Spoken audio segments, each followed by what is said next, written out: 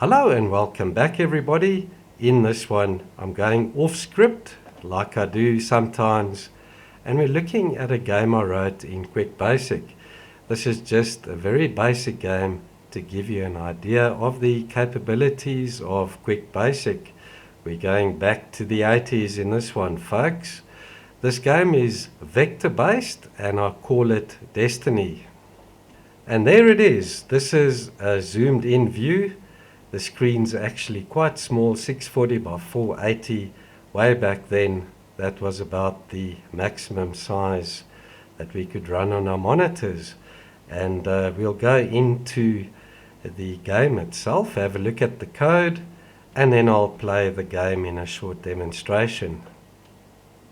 You can download QBasic or QB64 from the website. I'll include the link in the description below.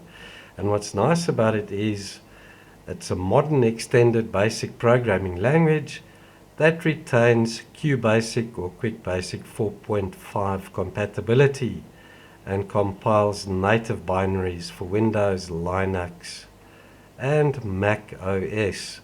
Very nice compiler.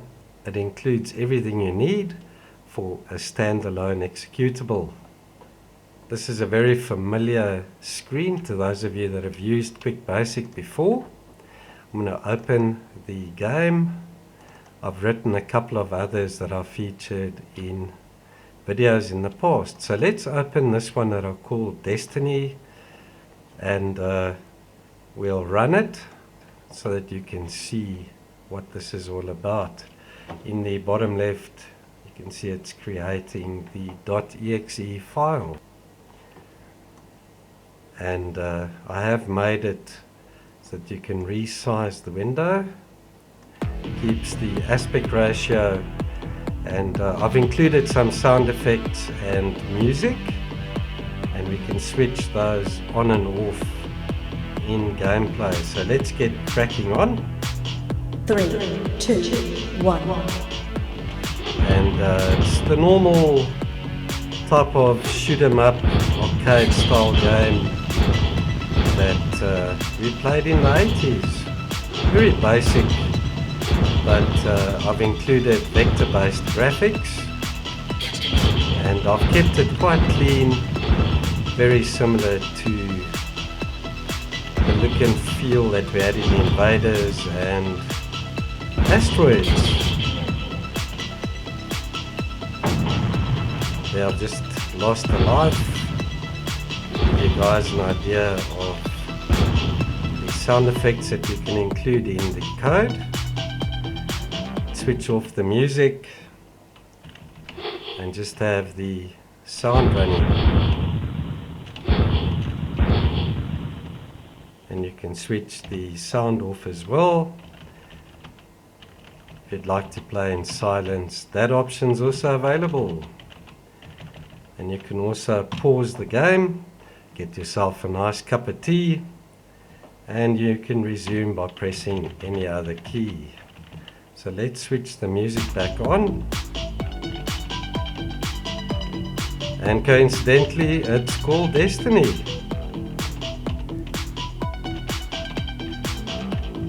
Actually, I called this game Invasion, but then when I was looking for royalty-free soundtracks, I came across this one called Destiny, and I included it here and renamed the game to Destiny. And this has also got different levels. So the next level is at a score of 100. And what happens there is the speed increases gradually. Switch the sound effects back on.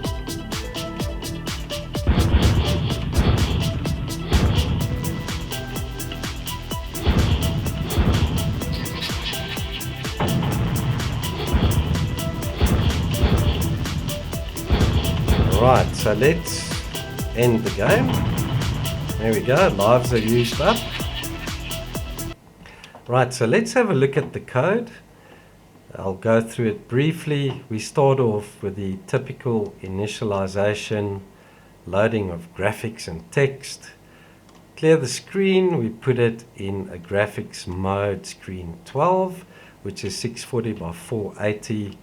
And then I've included these two lines to enable you to resize the window and to keep the aspect ratio. Then I load the vector-based graphics, starting off with the planet in the top left corner.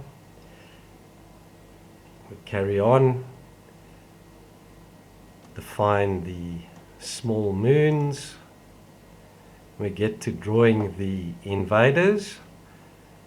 Looking at the way I've drawn the ship, you can see it consists of 4 circles and the 2 straight lines on either side. And there you can see the way I've drawn these circles in the code. And then also you've got to define the graphics box. That's a square area around the, let's call it a sprite. And also capture a blank version of that, so when the ship moves, it clears the background so that it looks as if the ship's moving across the screen. It doesn't leave a trail behind it. And that I repeated for 3 of these little invaders. You can also change the graphics according to your tastes, obviously, and you can add more of these invaders. I'll show you how to do that. Then we draw the little ship, which is the little triangle down at the bottom that you can move left and right. Then we get to defining the little missile. It's just a little straight line that shoots up towards the top.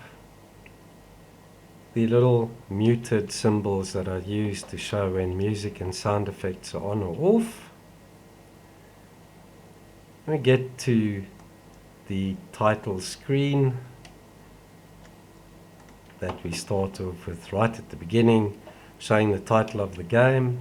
And then once it's loaded, everything in the background, all the sound effects, fonts, it retrieves the high score off the disk, as well as the initials of the person that hit the high score.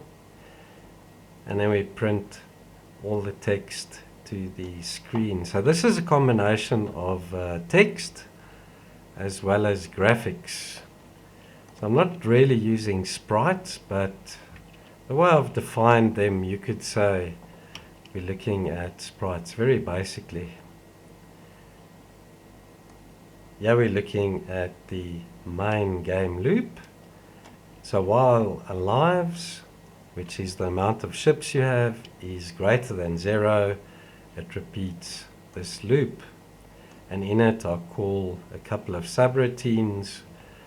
We're looking at moving the invaders in this subroutine.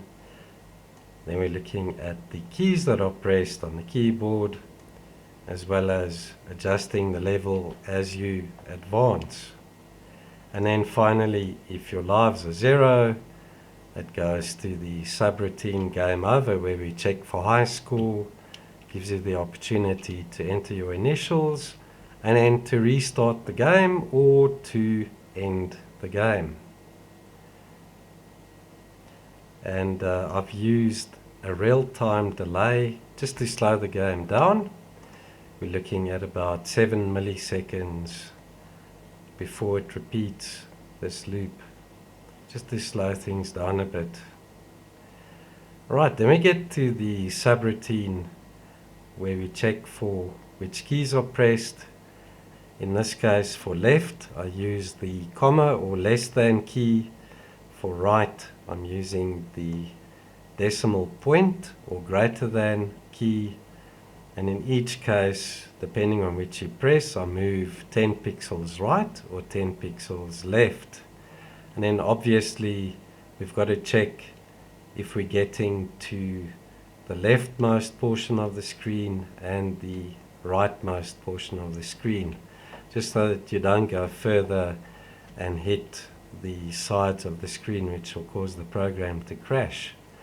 Then the S key to switch on the sound effects, and then the O key to mute the sound effects. The N key I use to mute the music, and the M key to switch it back on. If you press the F key, you call up the fire subroutine. We'll have a look at that now. And X ends the game. The first invader is moved in this subroutine, and you repeat this for each invader you add. I've added a second one and a third one over here. So you just repeat this code, copy and paste it. When you do that, you have to increment your X and Y variables so that they don't conflict with each other. Now let's go back to the beginning. To get the invader to move down 1 pixel at a time, we increment its Y1 value by 1 pixel. We print the background, advance by 1 pixel down, and then print the invader.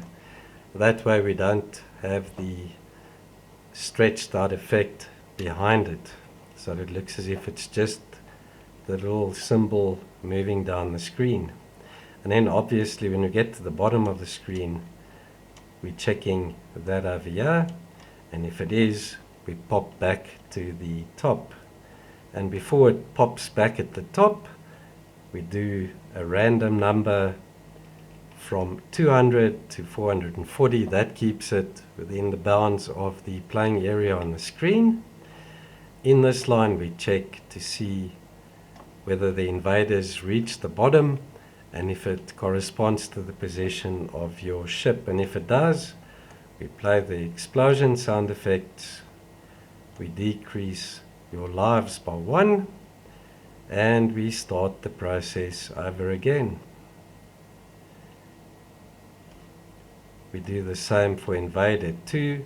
In this case it's X2 and Y2 coordinates, and then with invader 3, X3 and Y3. The fire missile routine is listed over here, and if you press the fire key, we play the launch missile sound effect. We step the missile from the bottom row, and we do that by subtracting 5 pixels. We display the background image, advance the missile so that we get a clear movement of the missile going up, and here we check to see whether it's hit the first invader. If we have, we increment the score by 1, and we update the score on the screen. We play the enemy explosion sound effect. And then we do the same check to see if our missile has struck the second invader, and in this part to see if we struck the third invader. Here we check the level, and it corresponds to your score. If it's at 100, we make the delay shorter to 6 milliseconds so that the invaders come down the screen faster. And then if you hit 200 score, it's at 6 milliseconds. So you can see it gets faster and faster. Level 5 is the last level, and it has a delay of 4 milliseconds. So the invaders come down quite quick. And when you reach the end of the game, it runs this subroutine over here. Here we indicate you've reached the end of the game, and we give you an opportunity to enter your initials if your score is greater than the high score, and it writes those details to that file, highscore.txt. Otherwise, if your score is not greater than the high score, it gives you the option to play the game again or to quit. And that's a brief explanation of the code and the various subroutines. I'll include a link to the original basic program in the video description below, as well as the executable, the sound effect files, as well as the font file. Time for a bit of gameplay.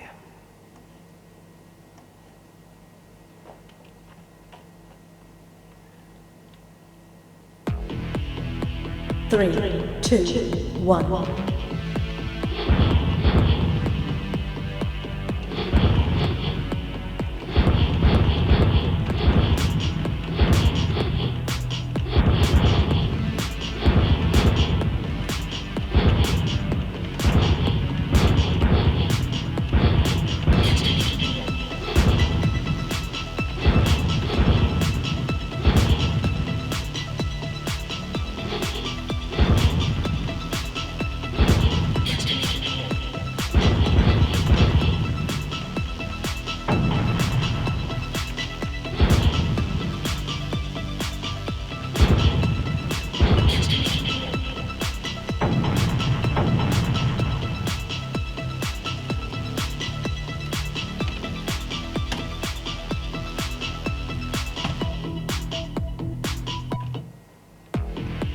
Three, two, one.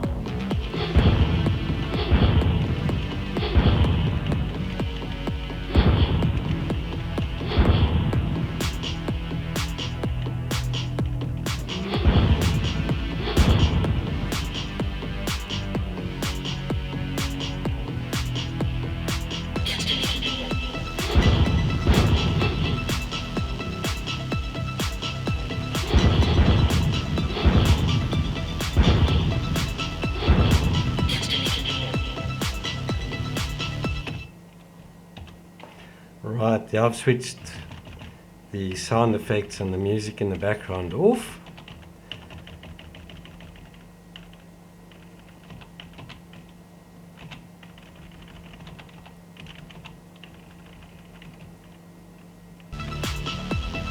Music back on. Sound effects back on.